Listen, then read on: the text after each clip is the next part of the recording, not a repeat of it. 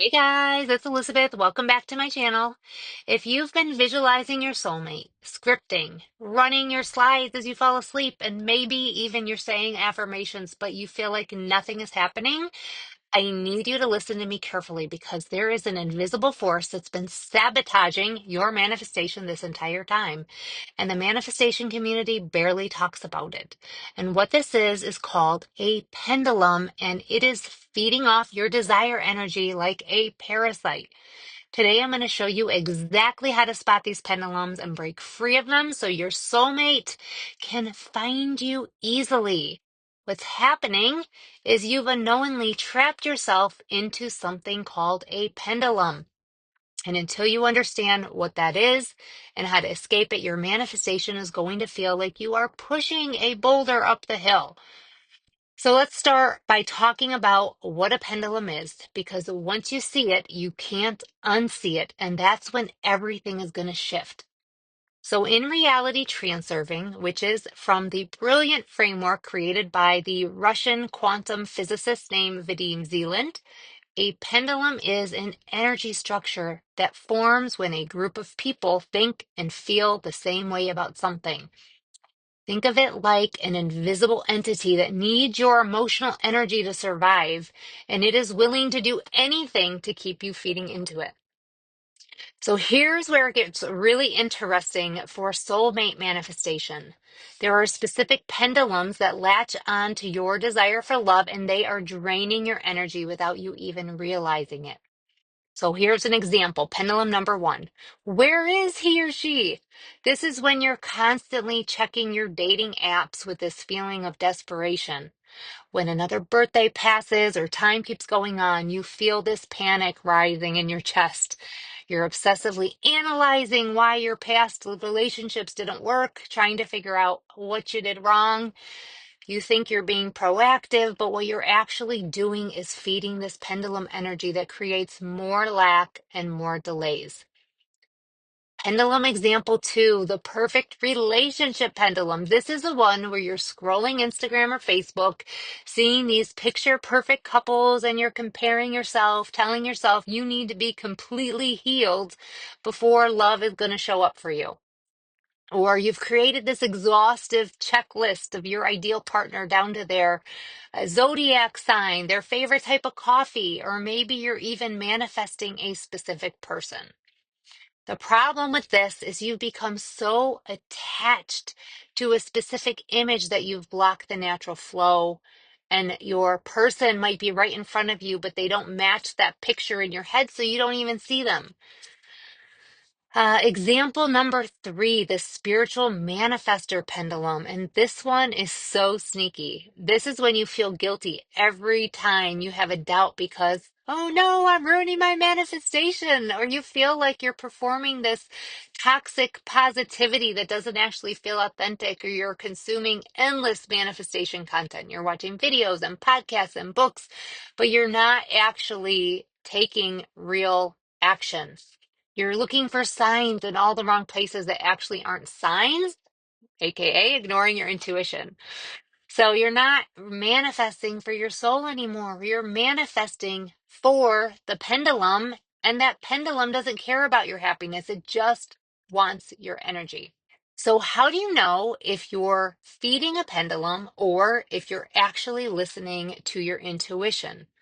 I'm going to give you a test right now, and I want you to really feel into this. When you think about your soulmate, does it feel urgent or desperate, like, I need this to be happy, or life doesn't work without it?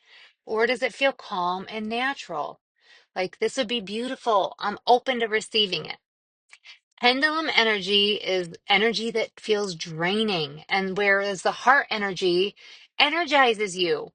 Pendulum energy is based on external validation, proving something to your friends, your family, yourself, whereas this heart or intuitive energy comes from your inner knowing, a quiet certainty that doesn't need to be defended. Here's what I want you to do. I'm calling this the 24-hour pendulum detox challenge. For the next 24 hours, I want you to notice every single time you think about your soulmate. Don't judge it. Don't try to change it. Just notice it and ask yourself these three questions. Number one, does this thought feel light or heavy? 2, am I thinking about them because I'm genuinely excited or because I'm afraid they're not going to come? 3, is this my desire or am I trying to prove something to someone? Drop a comment below and tell me what you discover when you're asking yourself these questions, because I promise you this awareness alone starts breaking the pendulum's grip. And here are signs that you're definitely feeding a pendulum. You feel exhausted after doing your manifestation work, like it's a chore. You're getting the opposite of what you want. More ghosting, the bad dates, disappointment. And you can't stop talking about it or you're thinking about it obsessively. Feels like you're pushing a rock up a huge hill instead of flowing downstream. Things are working out for you. And you feel this resistance to letting go of control. So if any of those resonated, keep watching because I'm going to show you how to break free. So now that you can see the pendulums, let's talk about how you can actually release them. So technique number 1, the outer intention shift. In reality transurfing, there's a concept called outer intention. So instead of forcing reality to match your picture with your inner intention, which is manifesting from a place of willpower, trying to control things, pushing things into place, you ask, what does the space of variations want to show me? Remember, the space of variations is like the field of all possible realities. And when you can open yourself up to outer intention, you allow doors to open that you didn't even know existed. Your soulmate might show up in a completely different package than what you imagined, a different age, different background, different timeline. And I promise you, it's better than what you planned. Every single time, for me, this has been true. So tonight, before you go to bed, I want you to say this. I release my grip. I allow my soulmate to find me in the most natural, effortless way, and then let go. Don't pick it back up in the morning. Just go with it. Technique number 2, kill the excess potential. Excess potential is when you overvalue or undervalue something. If you're putting your soulmate on a pedestal, like they are going to be the thing that completes you or save you, that is excess potential if you can't live without it. You're telling yourself, I'm going to be alone forever. No one's ever going to want me. That's also excess potential. Both create resistance in the field, and the universe has to balance it out some way, and that's going to delay your manifestation. So here's the practice for this one. It would be nice to meet my soulmate, and I am perfectly fine with how things are right now. This isn't settling, this isn't giving up, this is neutralizing the charge so the universe can actually deliver it to you. And technique number 3, move your focus to the lifeline. Reality transurfing tells us that there are infinite parallel realities existing right now. The version of reality where your soulmate already exists with you, you're already together, happy, is just as real as this one. You don't need to manifest or navigate to that lifeline. So instead of asking, where are they? Why aren't they here yet? Start asking, who am I on the lifeline where we're already together? And then be that person. Go to the places that version of you goes. Do the things they do. Wear the clothes they wear. Feel the feelings they feel. You're not waiting. You are stepping into alignment. Technique number 4, feed your heart and starve the pendulum. Pendulums feed on extremes, desperation, and toxic positivity.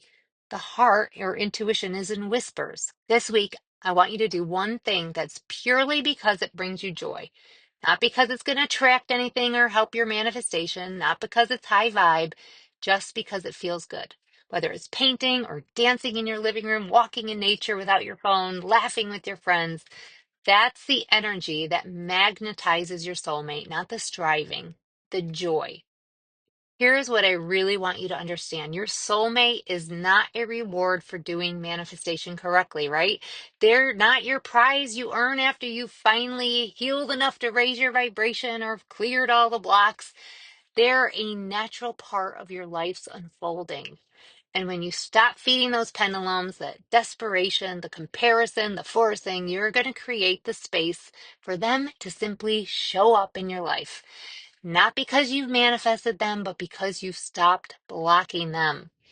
The universe doesn't need your help. It needs your trust. But if you want to go deeper into reality transurfing and intuitive manifestation, I have more videos coming on this exact topic. So make sure you're subscribed. Drop a comment right now and tell me, what pendulum have you been feeding? And if you haven't caught my video on manifesting your specific person, you can catch that here. I hope you guys are doing well, and I'll catch you next time.